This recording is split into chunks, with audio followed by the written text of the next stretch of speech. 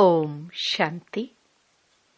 10 फरवरी 2024 बाबा के महावाक्य। मीठे बच्चे, खुदा तुम्हारा दोस्त है, रावण दुश्मन है।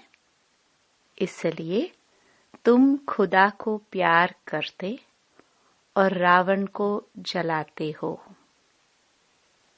प्रश्न: किन बच्चों को अनेकों की आशीर्वाद स्वतः मिलती जाती है?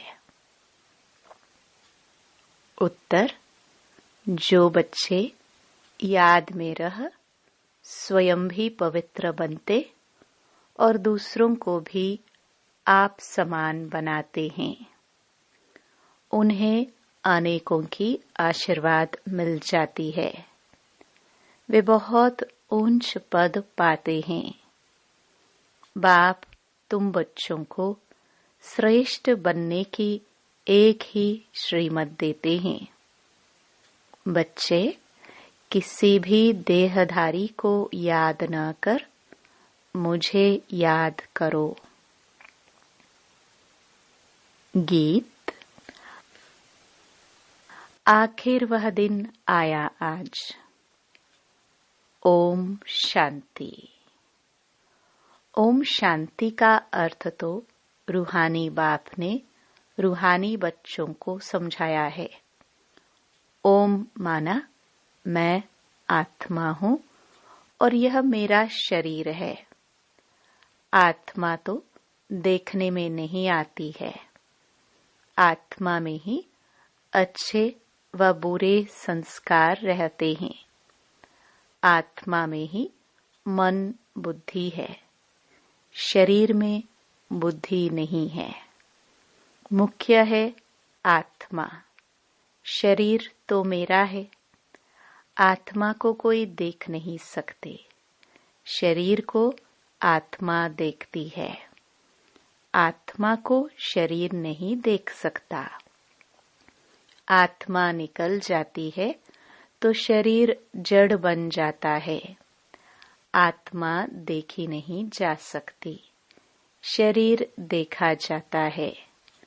वैसे ही आत्मा का जो बाप है, जिसको ओ गॉड फादर कहते हैं, वह भी देखने में नहीं आते हैं। उनको समझा जाता है, जाना जाता है। हम आत्माएं सब ब्रदर्स हैं। शरीर में आते हैं तो कहेंगे यह भाई भाई है, यह बहन भाई है। आत्माएं तो सब भाई भाई ही है। आत्माओं का बाप है परमपिता परमात्मा। जिस्मानी भाई बहन एक दो को देख सकते हैं। आत्माओं का बाप एक है, उनको देख नहीं सकते। तो अब बाप आए हैं पुरानी दुनिया को नया बनाने। नई दुनिया सतयुग थी, अब पुरानी दुनिया कलयुग है। इनको अब बदलना है। पुरानी दुनिया तो खत्म होनी चाहिए ना। पुराना घर खत्म हो, नया घर बनता है ना। वैसे यह पुरानी दुनिया भी खलास होनी है। सतयुग के बाद फिर त्रेता द्वापर कलयुग, फिर सतयुग आना जरूर है। वर्ल्ड की हिस्ट्री ज्योग्राफी रिपीट होनी है। सतयुग में होता है देवी देवताओं का राज्य। सूर्यवंशी और चंद्रवंशी, उनको कहा जाता है लक्ष्मी नारायण की डायनास्टी, राम सीता की डायनास्टी। यह तो सहज है ना। फिर द्वापर कलयुग में और धर्म आते हैं। फिर देवताएं जो पवित्र थे वह अपवित्र बन जाते। इनको कहा जाता है रावण राज्य। रावण को वर्ष वर्ष जलाते आते हैं, परंतु जलता ही नहीं। फिर जलाते रहते हैं। यह है सबका बड़ा दुश्मन। इसलिए उनको जलाने की रस्म पड़ गई है। भारत का नंबर 1 दुश्मन कौन है? और फिर नंबर 1 दोस्त सदा सुख देने वाला है खुदा। खुदा को दोस्त कहते हैं ना। इस पर एक कहानी भी है। तो खुदा है दोस्त, रावण है दुश्मन। खुदा जो दोस्त है उनको कभी जलाएंगे नहीं। वह है दुश्मन, इसलिए 10 शीश वाला रावण बनाए उनको वर्ष वर्ष जलाते हैं। गांधी जी भी कहते थे, हमको राम राज्य चाहिए। राम राज्य में सुख है, रावण राज्य में दुख है। अब वह कौन बैठ समझाते हैं? पतित पावन बाप शिव बाबा, ब्रह्मा है दादा। बाबा हमेशा सही भी करते हैं, बाप दादा। प्रजापिता ब्रह्मा भी तो सबका हो गया। जिसको एडम भी कहा जाता है, उनको ग्रेट ग्रेट ग्रैंडफादर कहा जाता है। मनुष्य सृष्टि में प्रजापिता हुआ। प्रजापिता ब्रह्मा द्वारा ब्राह्मण रचे जाते हैं, फिर ब्राह्मण सो देवता बनते हैं। देवताएं फिर क्षत्रिय वैश्य शूद्र बन जाते हैं। इनको कहा जाता है प्रजापिता ब्रह्मा, मनुष्य सृष्टि का बड़ा। प्रजापिता ब्रह्मा के कितने ढेर बच्चे हैं। बाबा बाबा कहते रहते हैं। यह है साकार बाबा। शिव बाबा है निराकार बाबा। गाया भी जाता है, प्रजापिता ब्रह्मा द्वारा नई मनुष्य सृष्टि रचते हैं। अब तुम्हारी यह पुरानी खाल है। यह है ही पतित दुनिया, रावण राज्य। अब रावण की आसुरी दुनिया खत्म हो जाएगी। उसके लिए ही यह महाभारत लड़ाई है। फिर सतयुग में इस रावण दुश्मन को कोई जलाएंगे ही नहीं। रावण होगा ही नहीं। रावण ने ही दुख की दुनिया बनाई है। ऐसे नहीं जिनके पास पैसे बहुत है, बड़े बड़े महल है, वह स्वर्ग में है। बाप समझाते हैं, भल किसके पास करोड़ हैं, परंतु यह तो सब मिट्टी में मिल जाने वाले हैं। नई दुनिया में फिर नई खानियां निकलती हैं, जिससे नई दुनिया के महल आदि सारे बनाए जाते हैं। यह पुरानी दुनिया अब खत्म होनी है।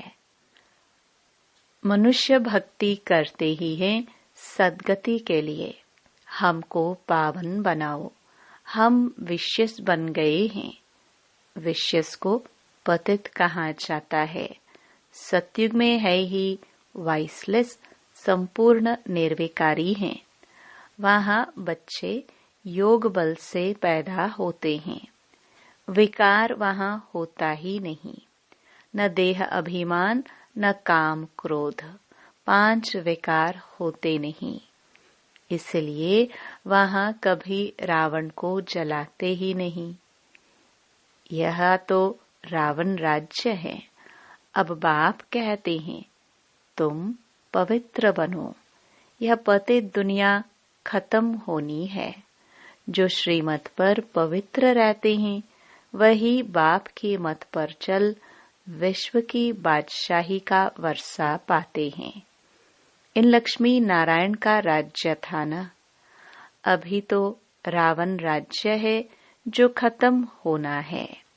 सतयुगी राम राज्य स्थापन होना है। सतयुग में बहुत थोड़े मनुष्य रहते हैं।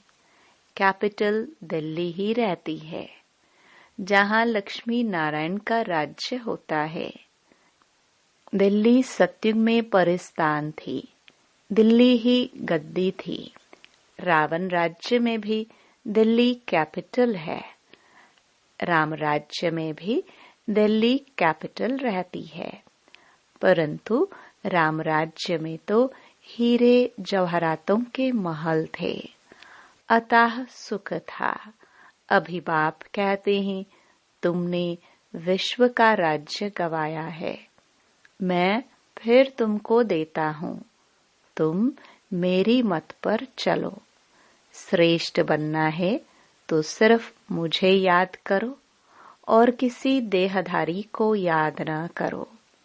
अपने को आत्मा समझ मुझ बाप को याद करो तो तमो प्रधान से सतो प्रधान बन जाएंगे। तुम मेरे पास चले जाएंगे, मेरे गले की माला बनकर फिर विष्णु की माला बन जाएंगे। माला के ऊपर में मैं हूँ, फिर दो है ब्रह्मा सरस्वती, वही सत्युग के महाराजा महारानी बनते हैं। उन्हों की फिर सारी माला है जो नंबरवार गद्दी पर बैठते हैं। मैं इस भारत को इन ब्रह्मा सरस्वती और ब्राह्मणों द्वारा स्वर्ग बनाता हूँ। जो मेहनत करते हैं उन्हों के ही फिर यादगार बनते हैं। वह है रुद्रमाला और वह विष्णु की माला। रुद्रमाला है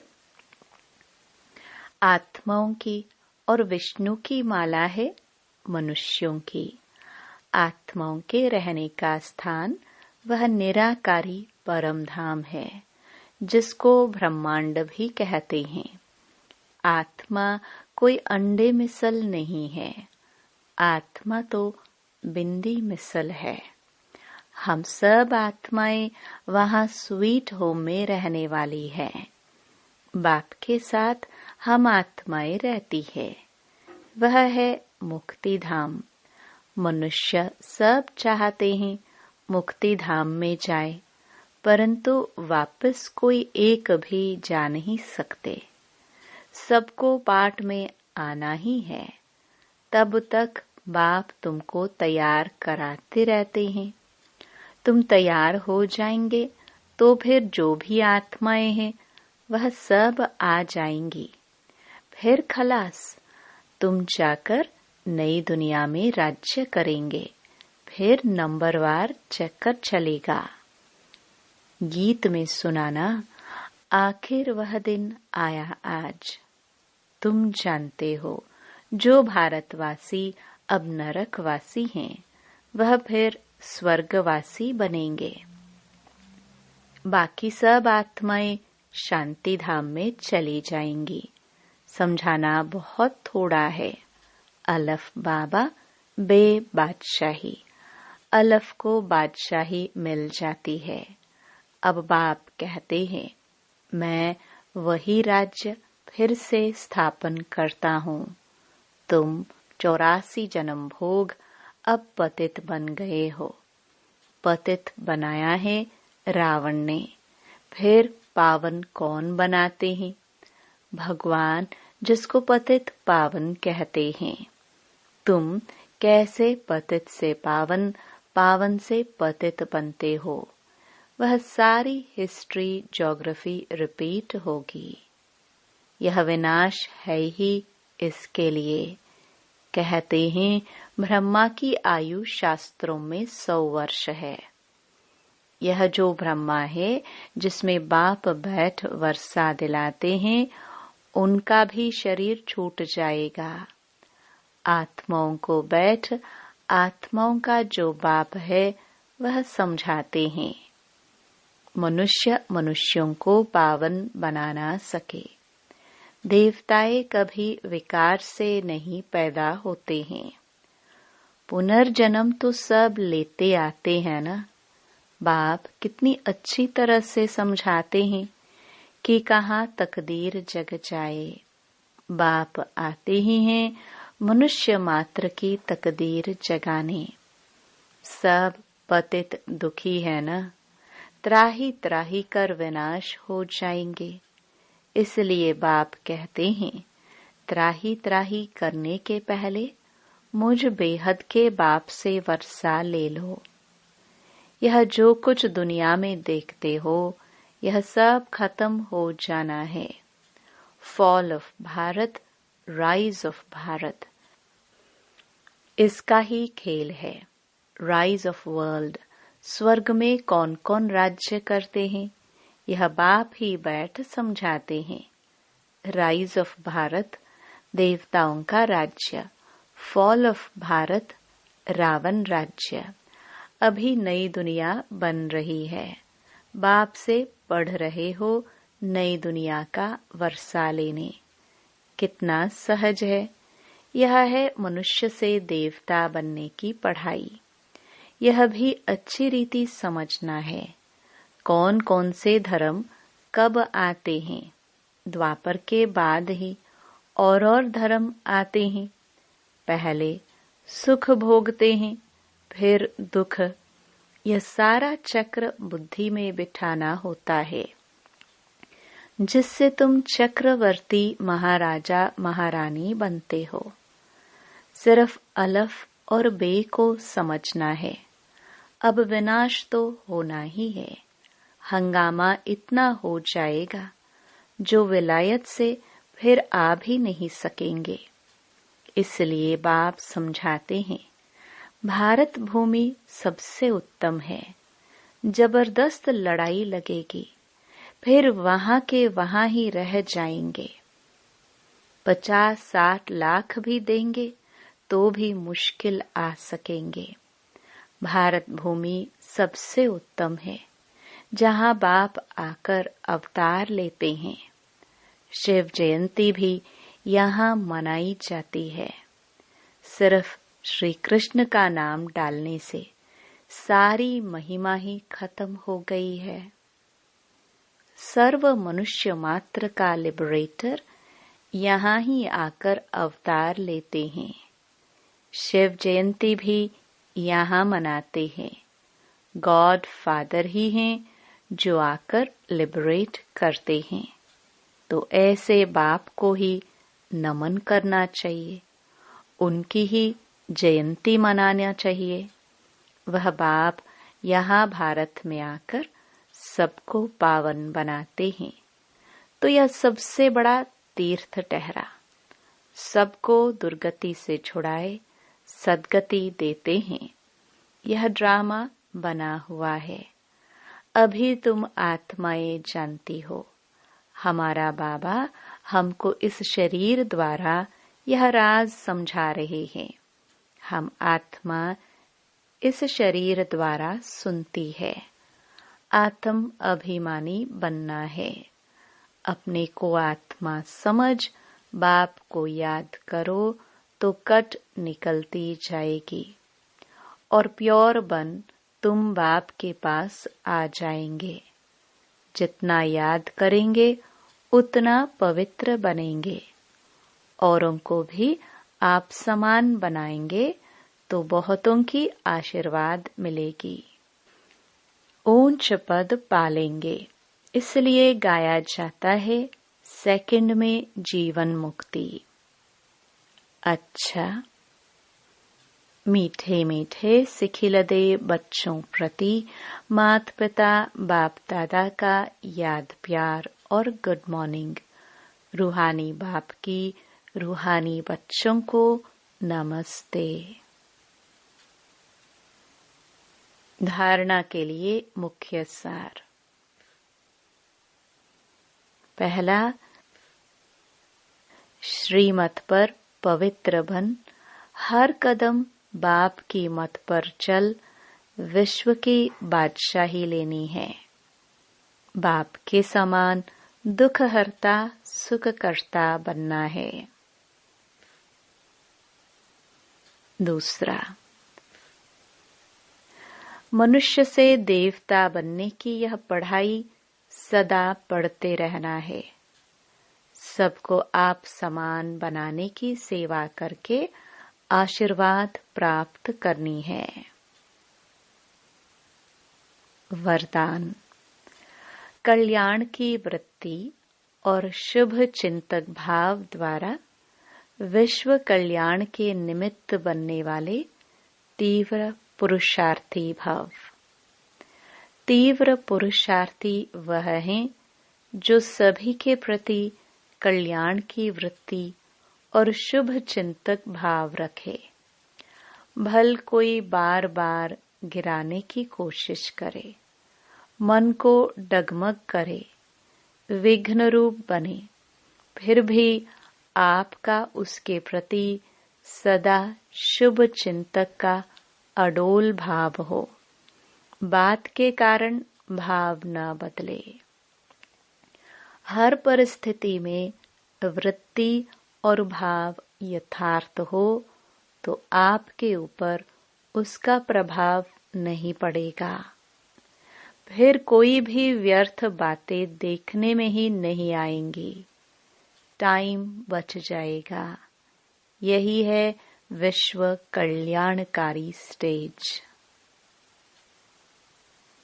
स्लोगन: संतुष्टता जीवन का श्रृंगार है, इसलिए संतुष्ट मणि बन, संतुष्ट रहो और सर्व को संतुष्ट करो। अव्यक्त इशारे: एकता और विश्वास की विशेषता द्वारा सफलता संपन्न बनो। एक मत अर्थात एकता का वातावरण बनाने के लिए समाने की शक्ति धारण करो। भिन्नता को समाओ, हर एक की विशेषताओं को देखो। कमियों को तो बिल्कुल देखना ही नहीं है। जैसे चंद्रमा अथवा सूर्य को ग्रहण लगता है तो कहते हैं कि देखना नहीं चाहिए, नहीं तो ग्रहचारी बैठ जाएगी। तो किसकी कमी भी ग्रहण है, उसे कभी नहीं देखो। ओम शांति।